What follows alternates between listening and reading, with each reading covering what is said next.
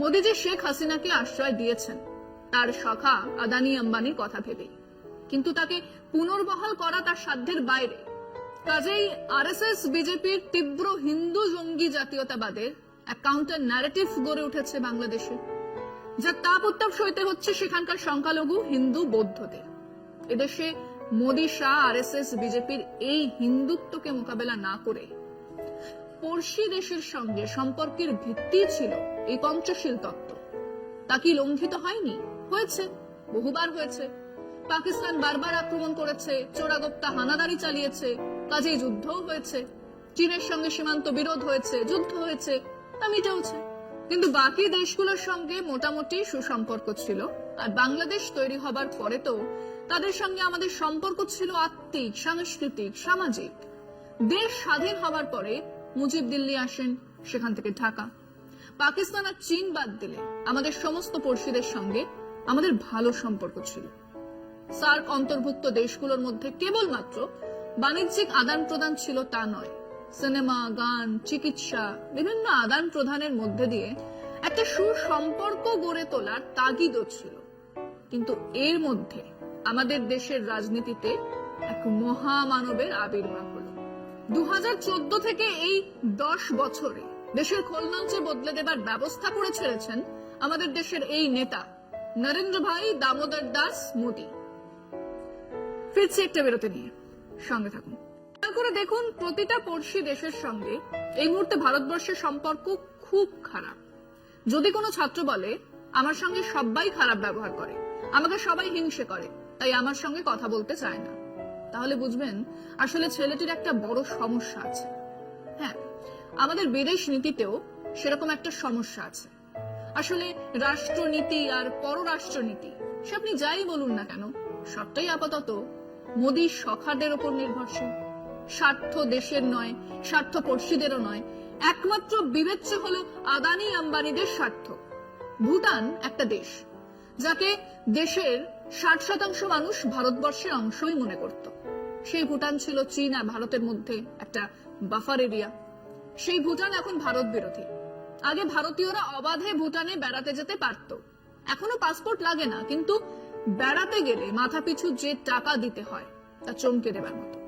আগে ট্রেনে করে ফুনসিলিং চলে যাও, তারপর ঢুকে যাও ভুটানে। এখন আগে এন্ট্রি পারমিট নিতে হবে, আর তার জন্য 1200 টাকা প্রতি রাতের জন্য দিতে হবে। মানে 7 দিন ভুটানে বেড়াতে গেলে 8400 টাকা কেবল ভুটান সরকারকে দিতে হবে, যা আগে কেবল বিদেশিদের দিতে হতো। ভারতীয়রা ভুটানে বিদেশি ছিল না। এখন সেখানে যে কোনো আর্মি মুভমেন্টের আগে ছাড়পত্র নিতে হয়। কাজেই ওই ভুটানে ডেরা বাঁধা উগ্রপন্থীদের অস্ত্র শস্ত্র প্রশিক্ষণ শিবির অনায়াসেই চলছে। আর তার উপরেই চীন রাস্তা তৈরি করছে, যা আগে হতো না। নেপালের লিপুলেখ অঞ্চলের ম্যাপ নিয়ে জটিলতা কাটেনি। নেপাল সেই অঞ্চলকে নিজেদের বলে দাবি করেছে। গোটা নেপাল জুড়ে আগে 100 টাকার ভারতীয় নোট অনায়াসে চলত, এখন তার দাম কমেছে, আর নেপাল জুড়ে ভারত বিরোধিতা চোখে পড়ার মতন। ওদেশের রাজনৈতিক দলগুলোর বেশিরভাগই মনে করে ভারত অযথাই তাদের দেশের অভ্যন্তরীণ বিষয় নাক গলাচ্ছে এবং গলানোর চেষ্টা করছে। মালদ্বীপ তো এখন প্রায় শত্রু রাষ্ট্র, সেখানেও তীব্র ভারত বিরোধিতাকে সম্বল করে যেতে এসেছেন বর্তমান শাসক এবং নেতা মোহাম্মদ মুইজ্জু। শ্রীলঙ্কাতে জনতা বিমুক্তি পেরুমুনা মার্ক্সবাদে বিশ্বাসী।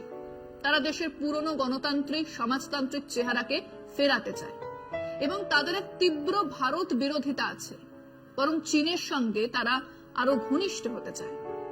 আফগানিস্তানের তালিবানদের সঙ্গে নয়, সেই সরকারের বাণিজ্য নীতি অনুযায়ী সেদেশে বাণিজ্য করছে ভারত।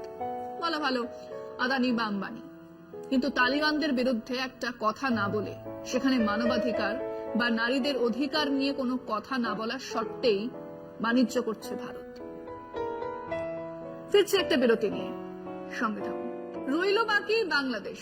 চোখের সামনেই রয়েছে সেই সম্পর্কের কঙ্কালসার চেহারা। সেদেশে নাকি রয়ের বহু লোকজন অ্যাক্টিভ ছিল। মজার কথা হচ্ছে, তারা বুঝতেও পারেননি যে তাদের পেয়ারের বেগম হাসিনাকে উৎখাত করার পরিকল্পনা নিয়ে ছাত্র আন্দোলন শুরু হয়েছে। না, তারা জানতেনও না। হাসিনা দেশ ছাড়ার পরে তারাও দেশ ছেড়েছেন। আমাদের দেশে যার নামে ওয়ারেন্ট জারি আছে, সেই জৈশে মোহাম্মদের মাথা মাসুদ আজহারকে কেন পাকিস্তান আশ্রয় দিয়েছে, এই কথা বলার সময় আমাদের মাথায় এখন তো থাকবে শেখ হাসিনার কথা।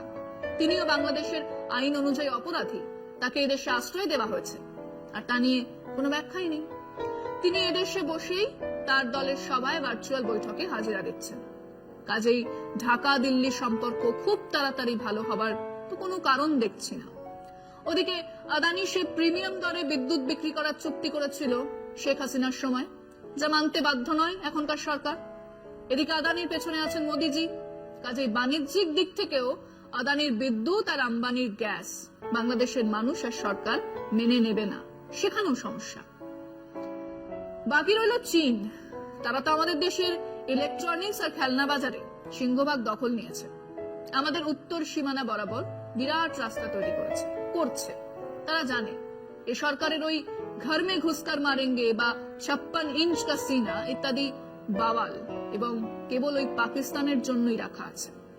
মানে যে পঞ্চশীল নীতি নিয়ে ভারতবর্ষ একদিন তাদের পড়শিদের সঙ্গে সুসম্পর্ক তৈরি করার চেষ্টা করেছিল, কিছুটা সফলতা পেয়েছিল, সেই পঞ্চশীলের নীতিতে বিশ্বাসই করে না এই আরএসএস বিজেপি। এক হিন্দু জঙ্গি জাতীয়তাবাদকে নিয়ে এক আগ্রাসী ভারত গড়ে তুলতে চায় তারা। কাজেই মোদিজি ইউক্রেন কা ওয়ার রুকওয়া দিয়া পাপা এখন খোরাক, হাসি আর তাচ্ছিল্যের বিষয়।